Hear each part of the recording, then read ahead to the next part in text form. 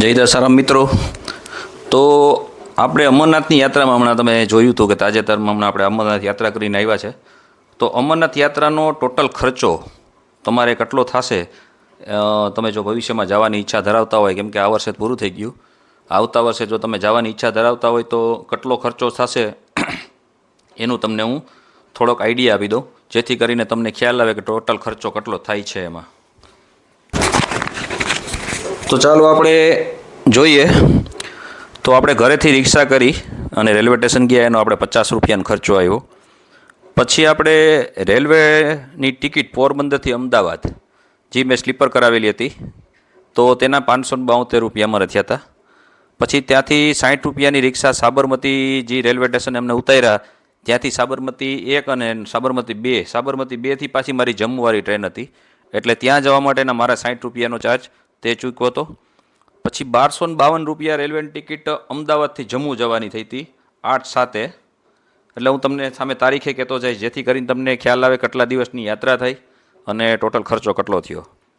પછી આપણે 200 રૂપિયા રેલવેમાં 8 તારીખે બપોરે આપણે ખાવાનું મતલબ જમવાનું આપણે મગાવ્યું હતું, તેના આપણે 200 રૂપિયા ચૂકવ્યા હતા।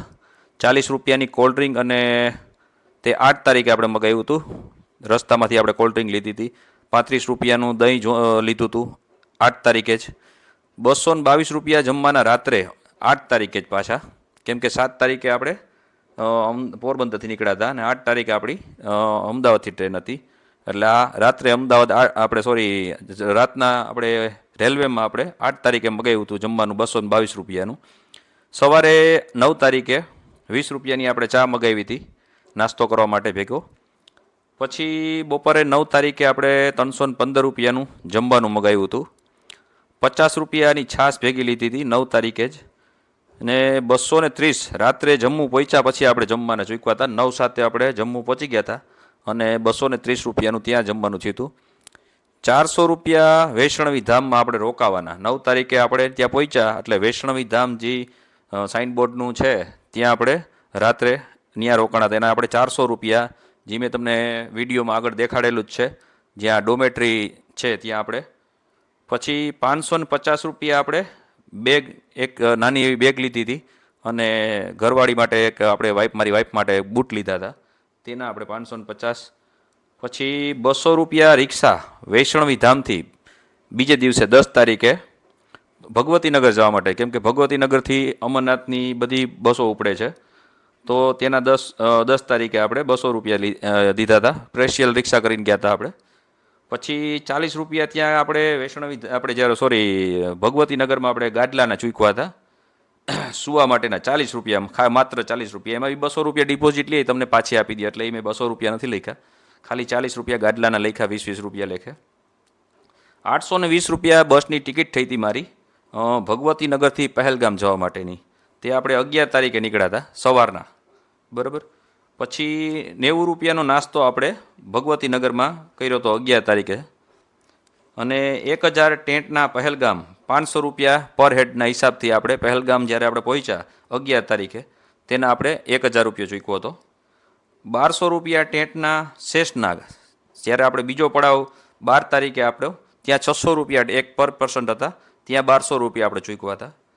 પછી પંચતરણી 1600 રૂપિયા, પંચતરણીમાં 800 રૂપિયા પર હેડ હતા, અને એ તારીખ હતી 13 તારીખે, અને આપણે 2400 રૂપિયા ઘોડાના પંચતરણીથી ગુફા સુધીના 1200 રૂપિયા પર હેડ ચૂકવા હતા, તે હતા 14/7, અને 80 રૂપિયાનો નાસ્તો આપણે રસ્તામાં કર્યો હતો બાલતાલ આપણે જ્યારે ઉતરતા હતા દર્શન કરીને 14 તારીખે। પછી આપણે 100 રૂપિયાનો ત્યાંથી પ્રસાદ લીધો હતો આપણે ગુફાએથી। પછી બાલતાલ આપણે નીચે ઉતર્યા 14 તારીખે, ત્યાં આપણે 1000 રૂપિયાનો ટેન્ટ લીધો હતો 500 રૂપિયા પર હેડના હિસાબથી। પછી ત્યાંથી 1304 રૂપિયાની બસ ટિકિટ બાલતાલથી જમ્મુ જવા માટે, ત્યાંથી 1304 રૂપિયા હતા, તે 15 તારીખે આપણે નીકળ્યા। 400 રૂપિયા પાછા વૈષ્ણવી ધામ આપણે જમ્મુ, જ્યાં આપણે ડોમેટ્રીમાં રોકાણા હતા જ્યારે ગયા ત્યારે જમ્મુ આપણે પહોંચ્યા હતા ત્યારે, અને પાછા અમે બાલતાલથી પાછા જમ્મુ આવ્યા ત્યારે પણ અમને ડોમેટ્રીમાં અમને રહેવાની સગવડ મળી ગઈ હતી, એટલે 200 રૂપિયા લેખે પર હેડ ત્યાં 400 રૂપિયા ચૂકવા આપણે, તે પણ 15/7 આપણે ચૂકવા। ને 280 રૂપિયા તે દિવસે રાત્રે આપણે પહોંચ્યા ત્યારે જમવાના આપણે પાછા ત્યાં 15/7 આપણે રાત્રે આપણે 280 રૂપિયાનું આપણે જમવાનું થયું હતું. પછી થયું હતું 60 રૂપિયા થેલાનું ભાડું, જે આપણે આપણી એક્સ્ટ્રા બેગો અહીંથી આપણે કપડાની નાનતેન લઈ ગયા હતા તે આપણે યાત્રામાં નહોતા લઈ ગયા. બાકીના કપડાને જેવી જરૂરિયાત વસ્તુ હતી તે જ લઈ ગયા હતા. બાકી બધો સામાન આપણે વૈષ્ણવી ધામમાં જ મૂકી દીધો. તો એનું જેટલા દિવસ 5 રૂપિયા પર 24 કલાકનો એનો હિસાબથી આપણે થેલાનું ભાડું હતું. એટલે જે એક થેલાના 5 રૂપિયા 24 કલાકના એવા 10 રૂપિયા લેખે આપણે 60 રૂપિયા ચૂકવા આપણે. એટલે એના મામૂલી એવી રકમ છે. 1282 રૂપિયા ટ્રેનની ટિકિટ જમ્મુથી અમદાવાદ રિટર્ન. મારી ટ્રેન જોકે 18 તારીખે હતી, મેં 2 દિવસ પહેલાં પાછળની બુક કરાવી હતી, પણ અમે વહેલા પહોંચી ગયા જમ્મુ. કેમ કે આનું કંઈ નક્કી ન હોય, અમરનાથ યાત્રામાં તમે જતા હોય તો ગમે ત્યારે યાત્રાને સ્થગિત કરી દે છે, કારણ કે ક્યારેક ફૂલ વરસાદ થઈ જાય તો આ લોકો સ્ટોપ કરી દે છે. જેથી કરીને મેં 2 દિવસ મને ખબર હતી કે આ તારીખે પહોંચીશ, પણ છતાંય મેં 2 દિવસ મોડી કરી હતી. એટલે એ ટિકિટ પછી મેં કેન્સલ કરી નાખી, કેમ કે મને 16 તારીખની ઓનલાઈન ટિકિટ મેં કરી, તો ઓનલાઈન ટિકિટ મને 16 તારીખની મળી જતી હતી. એટલે મેં બુક કરી લીધી હતી 15 તારીખે જ, અને અમે 16 તારીખે નીકળી ગયા હતા. તે હતી 1282 રૂપિયા ટ્રેનની ટિકિટ પાછા જમ્મુથી અમદાવાદ આવવા માટેની. પછી 80 રૂપિયાનો નાસ્તો આપણે પંજાબમાં કર્યો હતો 16 તારીખે. 420 રૂપિયા જમવાના રાત્રે આપણે ટ્રેનમાં દીધા હતા 16 તારીખે. અને 40 રૂપિયાનો નાસ્તો સવારે આપણે મારવાડ 17 તારીખે પહોંચ્યા ત્યારે આપણે કર્યો હતો. 60 રૂપિયા પાણી અને કેળા ઠંડા અને એવું બધું લીધું હતું એના 17 તારીખે આપણે. તે નાનો મોટો એવો ખર્ચો. પછી 200 રૂપિયા હું પહોંચ્યો ત્યારે ઓલા મેં બુક કરી, ત્યાંથી રિક્ષા બુક કરી હતી બેનના ઘરે જવા માટે. કેમ કે આપણે 17 તારીખે જમ્મુથી આપણે અમદાવાદ પહોંચી ગયા હતા, અને ત્યાંથી આપણે રિક્ષા કરી હતી સાબરમતીથી બેનના ઘર બોપલ સુધીની. એ 200 રૂપિયા ઓનલાઈન મેં ઓલામાંથી બુક કરી હતી રિક્ષા, તેના મને 200 રૂપિયા. 170 રૂપિયા રેલવેની ટિકિટ અમદાવાદથી પોરબંદર. તે કેમ કે મને પછી ઓનલાઈનમાં નહોતી મળતી, એટલે અમે લોકલ્સમાં બેસીને આવ્યા. કેમ કે પછી અમદાવાદ પછી તો અમે ટ્રેન બધી ખાલી જ હોય, કેમ કે હું દિલ્હીવાળી રાતની મોડી ટ્રેનમાં આવ્યો હતો, એટલે મોસ્ટ ઓફલી ખાલું જ હતું. એટલે અમને કાંઈ વાંધો ન આવ્યો અને અમે આરામથી પહોંચી ગયા હતા. તે આપણે 170 રૂપિયા, કેમ કે મેં ઓનલાઈન હું યુટીએસમાંથી જેની એની સાઇટ છે રેલવેની, એમાંથી બુક કરું છું, એટલે મને 90 રૂપિયા કે એની આસપાસ કંઈક ચાર્જ લે છે આ લોકો. અને આમાં 170 રૂપિયા થયા તમારે, એટલે એ ઓછું પડે છે. જ્યારે તમે ટિકિટ બારીએથી તમે કરો એના કરતાં ઓનલાઈન કરો તો એમાં સસ્તું પડે છે. પછી 50 રૂપિયા રિક્ષા ભાડું પોરબંદર રેલવે સ્ટેશનેથી આપણે ઘર સુધી આવવાનું. આ ટોટલ ખર્ચોનો ટોટલ આપણે મારીએ ને તો આ ખર્ચો થાય 16,872 રૂપિયા. એમાં મેં 550 રૂપિયા પાછા બાદ કરી નાખ્યા, કેમ કે બેગ અને બૂટ મેં મારી ઘરવાળી માટે લીધા હતા. એ તમારે એ બાદ કરી નાખવાનો. બાકીનો જે ખર્ચો છે એ તમારે ગણવાનો હતો. એ 16,322 રૂપિયા થાય. એટલે કે 16,000 રૂપિયાનો ટોટલ આપણે ખર્ચો આખા 7 તારીખથી લઈને 18 તારીખ સુધીનો આપણે આટલા દિવસનો તમે ખર્ચો મારો 16,000 રૂપિયાનો 2 માણસનો થઈને થયો. એટલે 8,000 રૂપિયા પર પર્સનના આપણે હિસાબે ગણીએ તો સામાન્ય એવો ખર્ચો કહેવાય. કેમ કે ત્યાં જમવાનો ખર્ચો બહુ આપણે ઓછો લાગે છે, આપણે રહેવાના જ ચૂકવવા પડે છે. બાકી ઘોડા કરો તો અલગ વાત છે તમારી, એ તો તમારા ઉપર આધાર છે. અમારે ફરજિયાત ઘોડા કરવા પડ્યા હતા. જેમ મેં તમને કીધું કે વરસાદ ફૂલ ચાલુ થઈ ગયો હતો, અને પછી અમારે ફરજિયાત 6 કિલોમીટર માટે અમારે ઘોડા કરવા પડ્યા હતા, પંચતરણીથી લઈને ગુફા સુધીના.